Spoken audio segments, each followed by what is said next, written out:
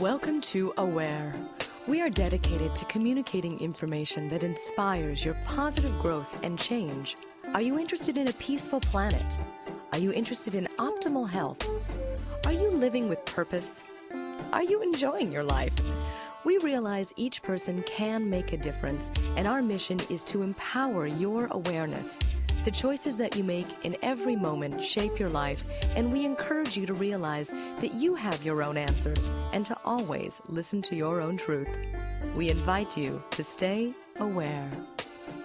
Hi, I'm Lisa Garr, host of the Aware Show, and I'm so happy to be with you today because I'm going to share with you something that is very personal and something that I wanted to share for a long time. And it was inspired by one of you wonderful listeners who have been listening to the Aware Show here on Free Speech TV for a long time. And Mary, I'm calling you out. And I'm really, really grateful that you called me. Mary asked, donated to one of the fund drives, and we got a chance to speak in person over Zoom, however it works these days. And I had mentioned on one of my shows that I had an experience with Hashimoto's at one point, which is a thyroid dysfunction, and that I worked with a particular doctor who's a functional medicine specialist, Dr. Garr, and he helped me realize the root causes of why a thyroid goes haywire and why I felt lousy, yet my lab tests were normal, and that the thyroid really is the master gland of the body. It regulates appetite, weight control, temperature, mood, hormones, so many different things. And if you're noticing that those types of functions are off for you, but yet your doctor keeps saying, oh, your thyroid levels are fine, or you're within the range, the normal range, or the medication that they put you on just keeps going up and up and up. Every time you go in and say, I still feel tired, even though I'm taking Synthroid or whatever your medication is, there are systemic reasons, hidden little signals that Dr. Garr Kajiki helped me discover, that if you address these hidden triggers, then you can actually start to lessen the severity of the symptoms. And that is exactly what I did. And I mentioned that one day, and Mary donated just to talk to me, to ask me that question. Who is this masked person that you mentioned?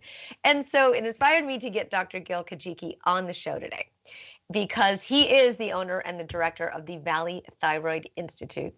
And he has helped people all over the world, because he works via Zoom, who have this very difficult thyroid condition and autoimmune conditions. And one of the things Dr. Kajiki said to me once is, he said, once you have one autoimmune disease, you have a 70% chance of getting a secondary autoimmune disease. And I decided, no, that is not going to be me. Do not sign me up for that. I am fixing this now. And he was the type of person that helped me identify the sources of the problem and help me fix it. So welcome to the show, my hero, Dr. Garr Kajiki. Thank you for being here. Thank you, Lisa. So great to be here with you again. Yes. I mean, people from all over the world, it's so fascinating that worldwide this symptom exists. Yeah, and I'd have to thank you personally, because it was because of you and your show and your exposure that you put me on the international map. And these people from the other side of the world, they would have no way of communicating or contacting me if it weren't for you. But that just goes to show you that worldwide this condition exists. Or chemical toxicity, we're dealing with electromagnetic waves, we're dealing with pesticides, hormones, polluted water chain. I mean, there's a whole lot of environmental factors that are involved now that didn't happen before. But I think as a whole, even though we're more aware of being more healthy, we're actually not more healthy. And traditional medicine has allowed us to live longer, but not be as healthy as we can be in that time period. So I just think there's a whole myriad of things, and that doesn't even include the genetic dispositions that we have no choice of that affect us as well. So is it genetic? Is thyroid condition genetic, as we have heard that if you have it, your mother's side of the family has it, and her mother's side of the family had it, et cetera, et cetera? Is there any truth to that? I believe there is. I mean, I think if you've got a family history of some thyroid issues, there's some genetic dispositions for that, but I don't necessarily think that that's a sentence that you will get thyroid condition because your aunt and your grandmother and your mother had it. I think there's a lot of things you can do on your own to take personal responsibility to minimize that possibility of getting these thyroid conditions if you know your ancestor and your family history has it. Okay, so besides that small percentage, we're expressing this condition more because of what you mentioned, like the environmental toxins. It turns on the genetic disposition even more. It actually flares it up even more because of all that we're dealing with environmentally, food-wise. Can we talk about, gosh, there's so much to talk about, these normal blood ranges that you would get from a traditional lab? Tell us where that normal range comes from. Yeah, that's kind of a dirty secret in the industry, Mm. is that if you've had the opportunity to get a lab panel from different cities and you look at the ranges, you'll see that the ranges are different from city to city, region to region, lab to lab, state to state. And that's because the way they get their quote unquote normal ranges, and you'll notice that it never says normal range on the lab test. It'll say reference interval or interval range. It won't say normal range. What happens is they take a segment of that population from that lab and then they put it in a bell curve. They throw out the highs, they throw out the lows, and then that's the range. But understand that range there, particularly if we're talking about thyroid testing, you have people who are on medication, not on medication, people who are very sick, people who are not too sick. Very rarely do healthy, normal people go and just get lab testing done arbitrarily. So it's a very skewed range that these doctors use for deciding whether or not you have a thyroid condition. And so it's really just not the optimal way to see, do you really have an abnormal test? And that's why I get so many people that say, my doctor says my lab tests are normal, but I still feel lousy. And I will Right. tell you, there is no way, there's no possible way your lab test could be normal and you still have symptoms. So the doctors are either reading them wrong, doing the wrong tests, or not doing enough of them, likely all three of those. Okay, so how would someone know if they had a thyroid condition? What are some of the symptoms? What are some of the I know fatigue is a huge one, Yeah. but how do you know if it's different than the normal fatigue that would come from something like chronic stress that we're experiencing right now? Yeah, and that's the big issue, is that I look for these body dysfunctions called triggers. And triggers are body dysfunctions that very closely mimic a thyroid problem, but isn't a thyroid problem.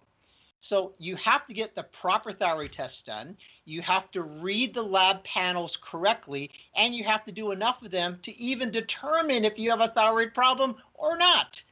But in most cases, traditional medicine doesn't do all the proper testing. They don't read them right. They don't do enough of them.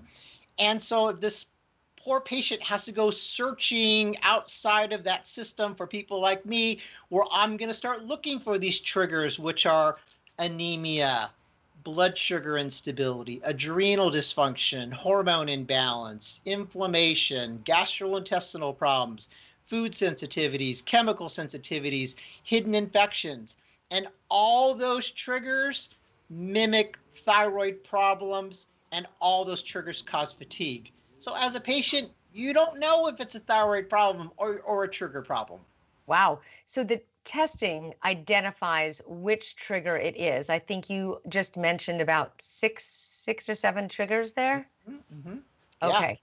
There's 9 of them that I look for. There's more than that, but those are the most common 9, as I look for those 9 triggers. And there are different types of testing media to look for those different triggers. So blood's a good media, but we also use saliva, dried urine, hair, breath. Right? There's so different media are better at finding different triggers.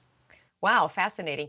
And are all of these, because you do work virtually, can you take all of these tests by yourself? Are they self-administered? Are they through the mail? How does that work? Do you have to go to labs? Yeah, for the blood, unfortunately, we do have to go to labs. So Yeah. we can go, in the United States, I've got thousands of labs people can go to. There almost isn't anywhere in the United States that some person can't get to a lab where I can get them the appropriate testing. But some of these other tests, like the stool test and the saliva test and hair and breath, a lot of those are home-based tests, and I mail you the testing kit. You do the test at home, you ship it back in the prepaid envelope, and you don't even have to leave your house. Fascinating. That is amazing. I mean, especially now when people are accustomed to spending more time at home, Yeah. it's so, I think I found one of the main things about working with you and working with your natural protocols and so forth is you have to be dedicated. As a patient, you have to be dedicated to your health. And it's kind of that way with anything. Before you do something, you have to make the full decision to do it, and the rest of it is easy. If you are half in, half out, don't really follow the protocols, then you haven't made the decision that you want to have amazing health. Right. And it comes down to that. How many of the patients that you work with don't follow through? Just curious. Gosh, I would say that probably 10%, 10% of them are not as committed as they really could be. And it usually reflects in the results in the first 4 to 6 weeks that I get amazing results with people very, very quickly. And when they follow the protocols exactly, not 95%, but exactly, they get amazing quick results. And it's Okay. because they just did what they were supposed to do and didn't have any excuses about it. So let's talk about some of the protocols that you do have. Diet, first of all. Yeah. That's the first thing you talk with people about, right? I do. And I talk about diet because food is one of the things that you do multiple times per day, and it's either a slow poison or a slow healer. And so food is huge. It's mandatory. And the first thing I do is I put people on a de-inflammatory protocol. And the reason I do that is because the magic in this eating plan is not the foods that you do eat. There's really nothing magical about broccoli or cauliflower or carrots or spinach, but there is a lot of magic if you take out these inflammatory foods like gluten, dairy, soy, yeast, eggs, grains, nightshades, and in some cases even nuts and seeds. But because I don't know what inflames you, if you just take out all of those inflammatory foods, you've got the best possible chance of food not being one of those triggers that are going to inflame you and cause further immune system agitation. So what if you don't even feel that you're allergic to dairy or wheat? Do you still recommend taking those items out of your diet? Still recommend it because it's not whether you're allergic to it or not, or even sensitive to it or not. Research has found that dairy and even grains can be inflammatory, and it could be a silent inflammation. You may not even realize that it's causing internal inflammation, and that inflammation is enough to agitate your immune system and launch an attack on your thyroid. Ah, so what about are eggs considered dairy? Eggs aren't considered dairy, they're considered a protein, but the albumin protein part of the egg has been shown to be very inflammatory in a lot of people. Is that the yolk? No, it's the egg protein part. It's in the yolk and the Oh. white too. Okay, so that could be inflammatory. So if you take out maybe those 7 inflammatory foods, that's why you have the most success in the beginning of the protocol with most of the people, right? It's that, plus I give them these very powerful liquid anti-inflammatory supplements that contain turmeric and resveratrol. And when you combine turmeric and resveratrol together, you get this amazing synergistic effect, like 2 + 2 = 9. And so by putting them on this de-inflammatory eating plan, we don't keep feeding the fire, we don't allow inflammatory foods in, and then these liquid supplements squelch this fire that's already there. And it's just, it has amazing, amazing results when you use those two properties together. Fascinating. So it's a matter of taking the foods out and doing the right testing and getting the lab results within the range that you read. Of course, you would read all of the functional results and so forth. Yes. And I get that you're doing these protocols, but what is it that could be causing the thyroid dysfunction that isn't as obvious as food and supplements? Are there underlying conditions that are like, what of your hardest cases? Toughest ones are things that you don't even think about. For example, this man today, he had some mold exposure, and he swore up and down his house did not have any mold at all. And we went through adrenals, we went through blood sugar, we went through anemia, we went through gastrointestinal, we went through food sensitivity. And one by one, we started narrowing down, but we just couldn't find it until I finally said, let's just try this mold test in your house, just for kicks. Let's just give it a try. He tried it. He had test results that were too numerous to count of Candida spores. Wow. Oh. Too numerous to count. And he had no idea. But now that he knew it was in his house, he could start looking for it, and he started finding it underneath the mattress, on top of the bed frame, the wooden bed frame, on his clothes hangers. He had no idea, but now that he had the knowledge, he looked for it, he found it, he saw it, and we started giving him some mold compounds, and he just started feeling better. But situations like that where you don't even know that you don't know, those are the tough cases. The really, really tough triggers. So in terms of thyroid dysfunction, it could also mimic itself as other things. Like it would look like hormone imbalances, right? Is that also difficult to tell if it's, most women would go to a gynecologist and say, okay, my hormones are off balance. What's the link between thyroid and hormones? Right. Well, as I mentioned, these triggers very closely mimic a thyroid problem.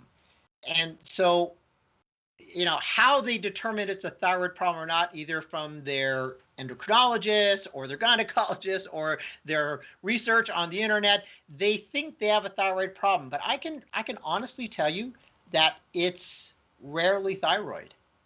It's almost always these triggers: the anemia, the blood sugar instability, the adrenal dysfunction, the hormone imbalance, that whole list. And those triggers negatively affect how that thyroid functions and negatively affect how that thyroid medication works. So we address those triggers first because we know those are typically the root cause. And then once we get those triggers under control, whatever's left over, now we know that's truly thyroid. My goodness. I mean, you really think this would be common knowledge. So when someone is put on thyroid medication, the medication doesn't actually even address the problem, does it? If it's Hashimoto's, no, because if it's Hashimoto's, it's an immune system problem, not a thyroid problem. And these traditional doctors, they're not trained to work with Hashimoto's, so they use a thyroid medication to treat an immune system problem. You might have a honeymoon period for a little while and you might feel better, but eventually that's not going to work because it's just not a thyroid problem. It's an immune system problem. My goodness. I find it fascinating, and I can't wait for people to go to your website and look up all of these peer-reviewed journals and the testimonials and so forth. But I want to mention that we are in our fund drive here at Free Speech TV. And I know that it is a time where you're listening and you're learning and you're saying, oh my goodness, this could be me. And here's the wonderful thing, is that for a donation during our fund drive, we ask for donations. And if you can donate $75 to the fund drive, then Dr. Gail Kajiki is offering 15-minute consultations. Because it's always, well, what about me? What about my condition? Well, I this, and I get it. I totally get that because everyone feels differently and has different bodies.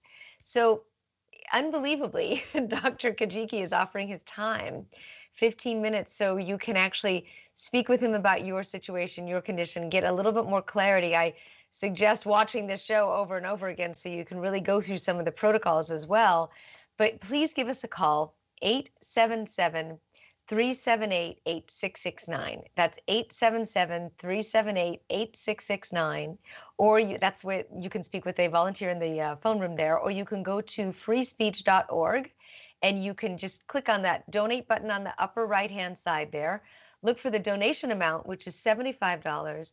And for the Aware Show is your gift, which is Dr. Gil Kajiki's thyroid consultation.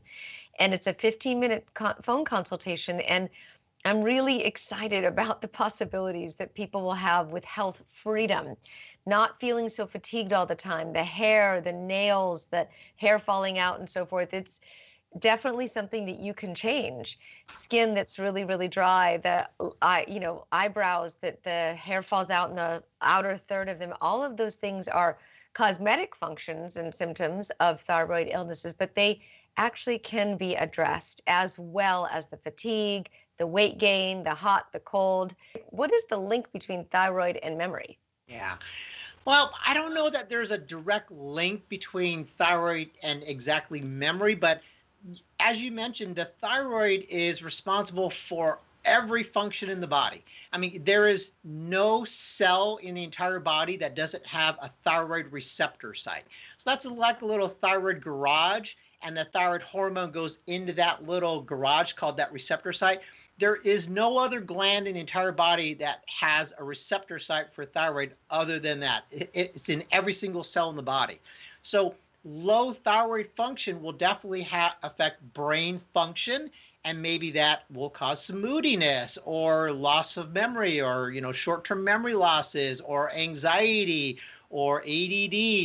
It's got multiple types of brain dysfunctions that it has impacts on, but that could also be inflammation in the brain. It could also be a gut problem causing inflammation in the brain. I mean, there's just a multitude of things it could be, but I think getting back to those triggers again, that's my root cause, is that I believe there are thyroid issues, but I want to rule out those triggers first before I rule out whether that thyroid problem is responsible for everything that you're feeling.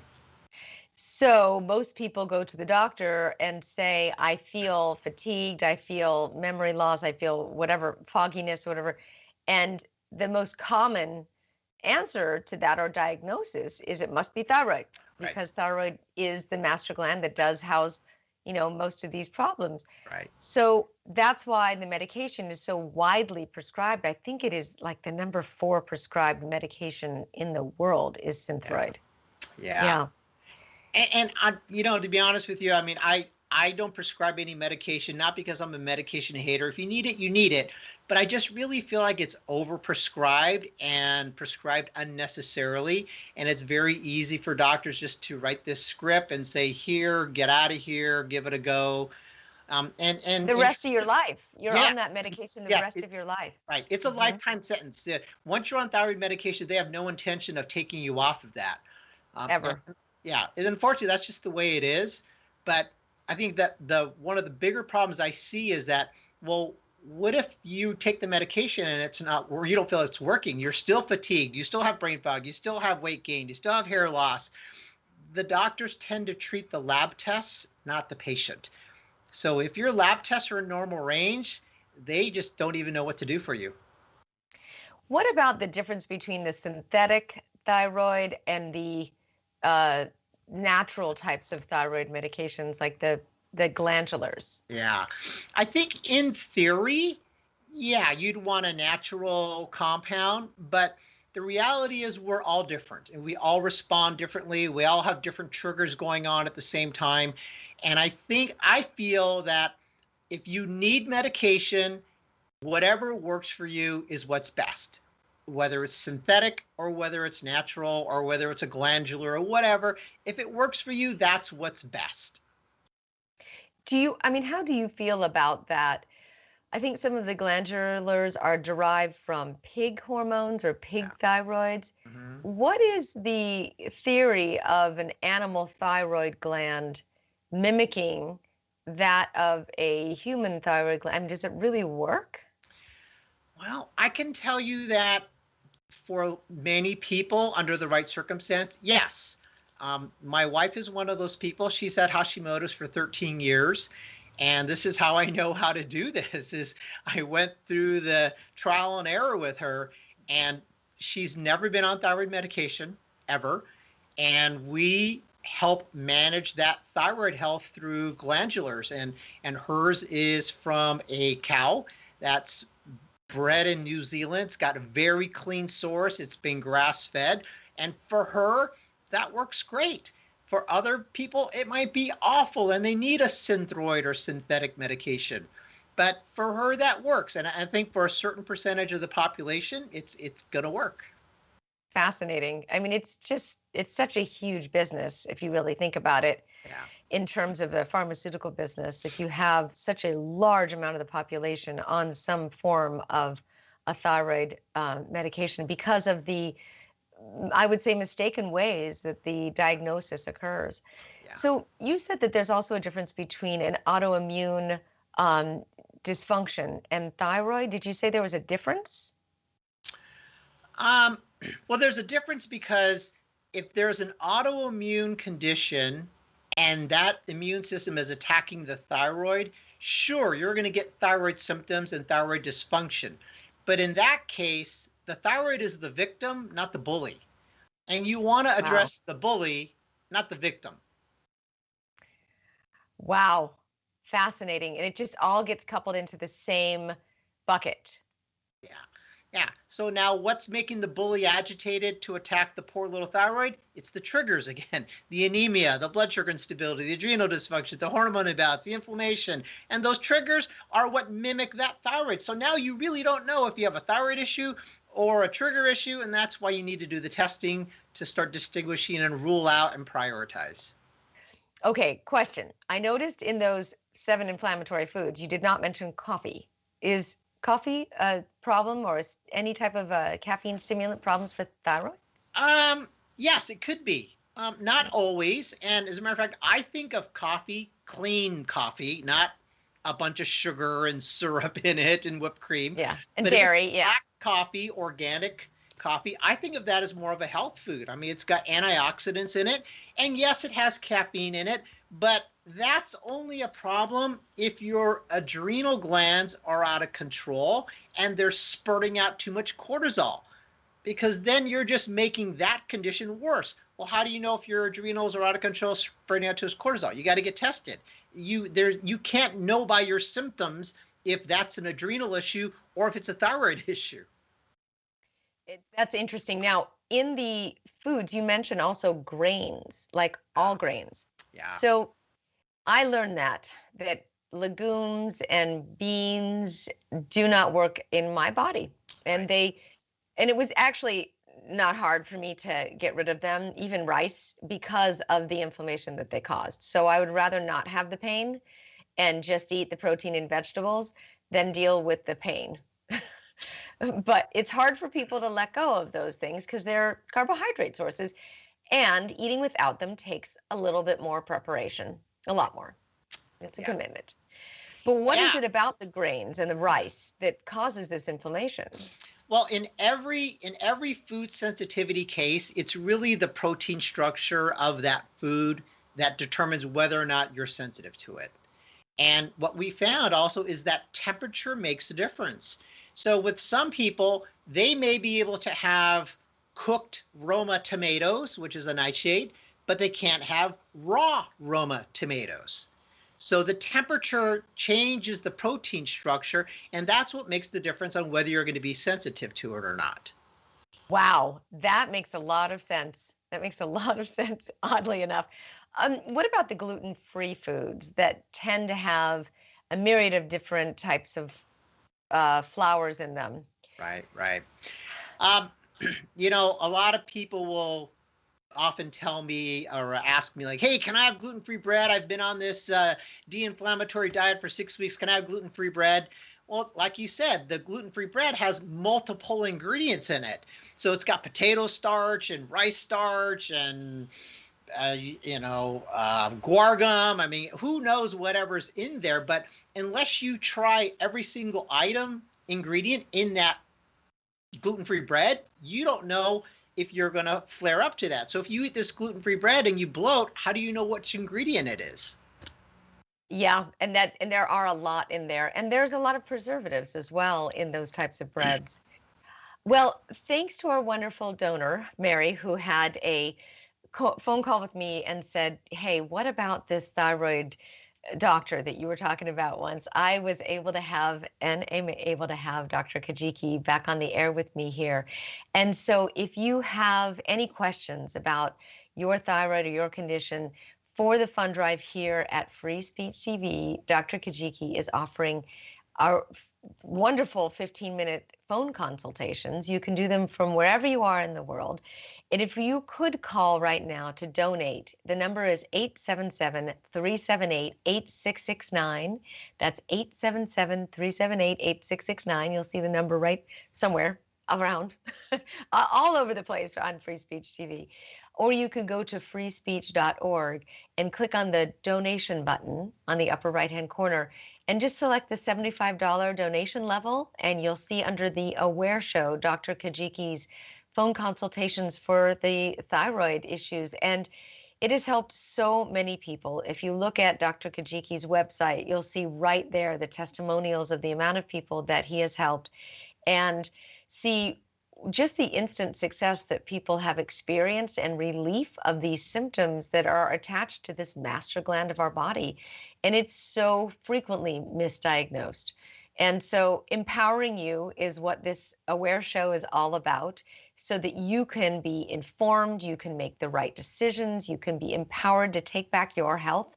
And the biggest and most important thing these days is really to boost your immune system. And the way that you do that is by getting rid of the number one cause of disease, which is inflammation, right, Dr. Kajiki? Yeah. I agree with that. Inflammation is the biggie. Yep, it's the biggie. And inflammation is what attacks the thyroid. It causes your body to go into overdrive all the time, to work so hard against and fight so hard against these inflammatory conditions and foods and so forth, that it takes up all of your energy to fight against those things. And it's working 24/7 on reducing the inflammation, and it just can't keep up. So that's kind of what an autoimmune disease is, right? It definitely, inflammation is a major factor in controlling that autoimmune condition. Yes. So we don't want this, and we want to be able to, even if you feel this way right now, it's not a problem. Don't say, "Oh my God, I'm in trouble." Just go for the solutions, go for where the information is. And have you written, Dr. Kajiki, peer-reviewed journals and articles about this? I know there's a lot of resources on your website, right? Yeah, there's a lot of resources. I mean, there are plenty of people out there who are much, much smarter than me, and I defer to them to do the research and the writing of the papers. But I take that information that I learn in different seminars and research articles, and I put that into practical, everyday, easy to understand language, so that the general public can get that benefit of that research without having to research that themselves. Well, that's good. We appreciate that. Now, how long is the protocol when you work with somebody? How many weeks is it? How long does it take to go through the entire protocol with the testing and the food management and so forth? Well, that, once again, that is on a case-by-case basis. But because we don't know how long it's going to take, I usually do my protocols in 4-month blocks of time. So 4 months is enough time for you to know, are you feeling better? Are you feeling like I'm taking you the right direction? Do you feel like you're getting better? And then we reevaluate after 4 months. We see how much progress you felt like you made. We look at your before and after lab test markers. And then we decide if we want to go on to get more improvement, or you just want to stop and go off on your own. Okay. And then do you take insurance for those that do go through the whole protocol with you? Right. Unfortunately, insurance isn't very friendly to us, and they don't pay for a functional medicine. They do pay for lab testing, but unfortunately, you're in a situation where they're only going to pay what tests justify medication or surgery. And so it's usually not enough testing that we can do. And so we work with labs that don't take insurance, but they give very, very steep discounts if you don't make them jump through the insurance hoops. Fascinating. It's just not a system that's really set up to empower the patient. Yeah, unfortunately, most of the traditional medicine, they're influenced by the pharmaceutical and insurance companies, and that's great if you need that and that model works for you. But the people who contact me, they've tried that model, it hasn't worked, and so they've got to try something different now. Can I ask you about one of the other triggers, which is these hidden chronic infections? Yeah. Big one, huh? And we don't even Yeah. know we have them. And Yeah, we're that's living with them every day. yes, it's a tough one, and you know we are in constant battle with viruses and bacteria and yeast and fungus and parasites. But if our immune system is strong enough, it'll fight these things off. But when the immune system gets weakened and tired and suppressed, it allows these bugs to become opportunistic. And then that's when it starts becoming a trigger. And one of the main triggers I have found with Hashimoto's is that 90% of my Hashimoto's patients have an active current Epstein-Barr infection. Wow.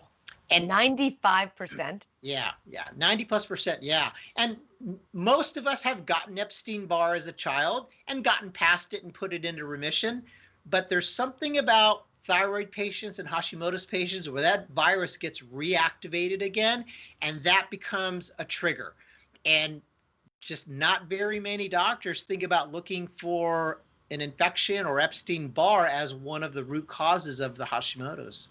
How do you attract Epstein-Barr? It's a virus, It's a virus, yeah. and we get it when we're young, but we commonly don't get it diagnosed. Right. And we get past it. Like sometimes there's even no symptoms.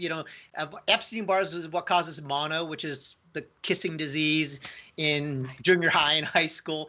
But we get past it. Our immune systems are strong enough to get past it, and it just gets put into remission. But then it gets reactivated again in the future in certain circumstances.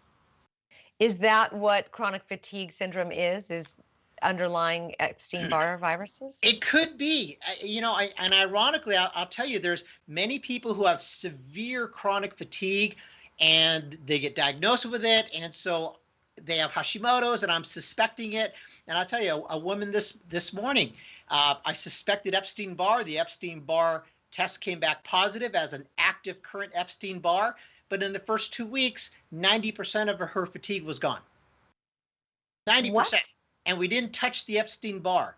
So what that told me was her fatigue was coming from food and inflammation, and I took care of that in the first 2 weeks. And now, whatever Epstein-Barr virus is there, I'm just going to work with her immune system and let her immune system naturally take care of that Epstein-Barr. Because that's a very difficult thing to treat with antivirals and whole protocols of cleansing and chelation, right? That's a big process, right? It's a big process. And I can tell you, you will be very unsuccessful if you don't address the inflammation and the blood sugar and the food sensitivity. You have to address those other triggers first to be able to give the immune system a chance to get at that virus. Oh, can I ask you about that blood sugar? Because I remember it being very linked with the hypoglycemia and thyroid issues. What's the connection there? Right. So your immune system hates unstable blood sugar. It wants to see blood sugar that looks like ripples in a lake, very evenly spaced, same height, same depth. It doesn't like blood sugar that looks like an EKG or a stock market. So when you have blood sugar dips because you don't eat for 5 or 6 hours, you're too busy, or you have blood sugar spikes because you ate high carbohydrate or something fruit or sugary or an energy drink, those spikes and dips, they agitate that immune system. And then that will in then turn cause an immune system attack on your thyroid. Not to mention the symptoms that low blood sugar may cause you or a insulin spike will cause you. Interesting. So any of these high sugar energy drinks and so forth, they have a lot of sugar in them, so it causes that. Fascinating. And that's the whole reason that causes and triggers the inflammation. Right. And the blood But so sugar this, spikes. Yeah. So anybody who I know, just if their lifestyle dictates, I need a coffee in the afternoon, I need an energy drink in the afternoon, I have to eat a candy bar, I have to eat a muffin. I already know that they've got blood sugar instability issues. So they already have a blood sugar instability trigger. And they're right? relying on these external sources to maintain their energy level. So I know their blood sugar is spiking, agitating Okay. the immune system, getting an immune system attack. All right, let's just talk about a few things that we can eat so that you can give us some ideas, recipes. I mean, a slice of turkey and a sweet potato. I mean, what is good? The easiest way to know what to eat is don't eat anything with an ingredient label. Okay? Yep, Cucumber does easy. not have an ingredient label. Chicken doesn't have an ingredient label. Turkey doesn't have an ingredient label. Eat natural whole foods. Okay? Okay. The less the amount of ingredients, the better it's going to be for you. So eat vegetables, but not the inflammatory ones, like we mentioned. Eat your animal proteins, right? For vegetarians, you could still have coconut and pea and flaxseed and chia seeds. So there are some protein sources you can have as a vegetarian, but I can tell you, the reason why a lot of vegetarians have troubles is because they rely on their protein sources from rice and beans and legumes. And those Carbohydrate spikes, sugar spikes, carbohydrate right? spikes, and they're inflammatory. Mm, wow. So the amino acids and the in the animal protein is what does not allow that to happen? Um, I don't know if it's the amino acids so much, but the protein, the protein structure of that particular molecule is less inflammatory to more people than legumes and beans and grains and nightshades. Does it matter if you're, say you're Italian and you were raised on pasta and beans and tomatoes, Yeah. yet those three things are on your inflammatory list, but yet your genetic 100-year quality makeup is based on that. Does it apply? I think it's a case by case basis. I mean, I'm Japanese and I should be able to eat as much rice as I want, but that's not necessarily the case. And I think that especially in America, we're very Americanized and we don't typically eat our cultural dishes that they made 200 years ago. And like I said, we're dealing with pesticides and hormones and antibiotics and toxic water and toxic air. So there's a lot of things against us now that our ancestors didn't have. So I think you have to be careful about, hey, yeah, maybe your ancestors ate a lot of pasta, but maybe in your case you can't. Or they ate a lot of pasta, but they had a lot of lemon that balanced the inflammation in the diet or so forth, or salt or right. what. Yeah. And they were a much more active society. Like we are a society that we sit at our computers for 10 hours a day and we sit in our cars, right? We don't have to plow the fields like they did. Don't you wish? Oh my goodness. I do want to mention it is our fund drive here, and we so appreciate your donations to be able to keep Free Speech TV alive and well and giving you the news and the views that you have learned to appreciate over the years. So we rely on your donations. This is a network of what you put in, you get out, and we really do appreciate your funds and donations at this time. And the beautiful thing about the Aware Show is that we're always talking about how to empower your health, how to give you the tools and the information that you need to carry forward with a very healthy, long, immune system boosted life. And Dr. Kajiki is here to help with that. And he has offered his time so generously for the fund drive. So if you can call us right now at 877-378-8669. And if you can ask the volunteers in the phone room there about Dr. Gil Kajiki's thyroid consultation, it's a $75 donation to the station. Or you can also go to freespeech.org and click on the donate button and just click on the $75 level. Look for the Aware Show, Dr. Gil Kajiki thyroid consultation there, and it'll all be right there for you. We really appreciate your donations, and we're really here to empower your health because we want people to live long, healthy lives, not long lives dependent on the sick care system. long lives dependent on exercise and wellness and good relationships and feeling free and agile in your body. And that's what our bodies are designed to do. So I think stress, yes, we have been through a lot of stress, but when you start to lower the immune system's response to that stress through foods, it allows you to be able to handle and cope with the other life stressors a little bit easier, one would hope. Yes. There is one thing that I haven't asked you about, and I think I have time here. It's about iodine and thyroid. Do you have any suggestions? I know that that's a hot topic, but what about iodine? Yeah, it is a hot topic, and I don't necessarily think that every person who has a thyroid issue needs iodine. I think the most ideal thing to do is do a test to see if you need the iodine. I have research to show that if you have Hashimoto's, iodine can be something that could flare up your Hashimoto's. So before you decide to just arbitrarily use iodine, get a test. Test to see if your iodine levels are adequate or not. If they're not, then maybe iodine is the thing for you, but you might find that iodine also flares you up too. So the iodine tests, the ones that you could just purchase from the market, Yeah, what are the yeah, they have like they're just a drops, blood right? spot test. Yeah, you can do. I mean, just do something and to test other than arbitrarily reading on the internet that you need iodine, so you decide to take iodine. Because it can be fire to some people with thyroid issues, and it can be life-saving to others. It's such Yes, an I mean, interesting element. yeah. Fascinating. I mean, if you crave things like table salt, you might need it. But check it out. You do a little test and you drop a little iodine on your skin, and you can tell if it turns a certain color or something. Yeah, that's a skin test. I mean, I don't know if that's the most accurate test, but they have blood spot tests where you prick your finger and put on the blood. Or while you're getting your blood test, just ask your doctor to, add on an iodine test to see if you are sufficient or not. But just test. Don't just do things because you read it on the internet. That is a great idea. I would love to know that. And so then you would supply an iodine supplement suggestion, right? Right. Something like that. Right.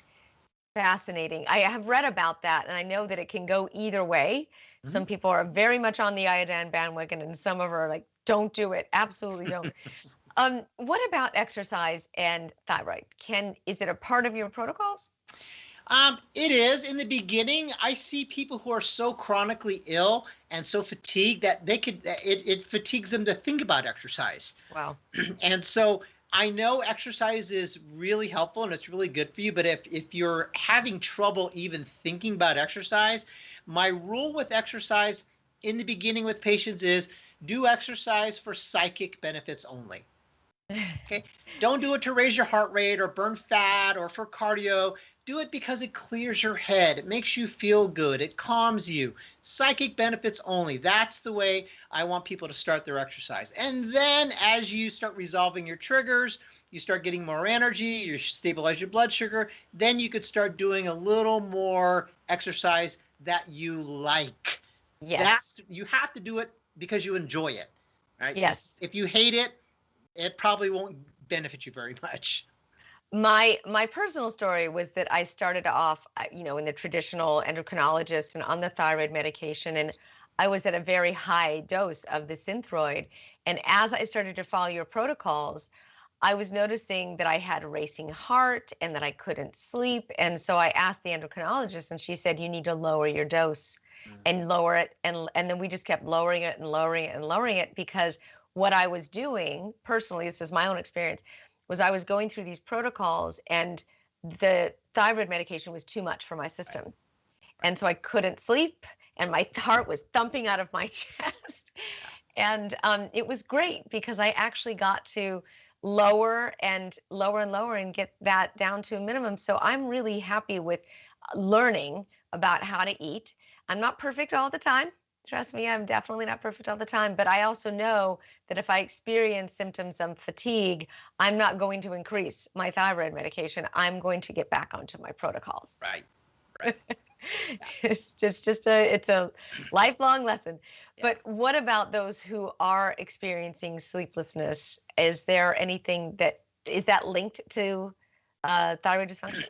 It certainly could be linked to thyroid function. I mean, if your thyroid function is too slow and you don't have enough thyroid hormone, that could affect you. But I'll tell you that I would say more than 50% of the people, it's a blood sugar problem.